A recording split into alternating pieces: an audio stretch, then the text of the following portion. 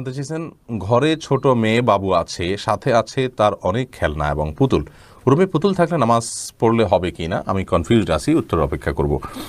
বোন রাবেয়া, রসুল আকরাম সাল্লাল্লাহু আলাইহি সাল্লামের বাসায় আম্মা জান আয়েশা রাদিয়াল্লাহু তাআলা আনহা পুতুল নিয়ে খেলা করেছেন এবং আরও নবী সাল্লাল্লাহু আলাইহি ওয়াসাল্লাম বাসায় গিয়েছেন, পুতুল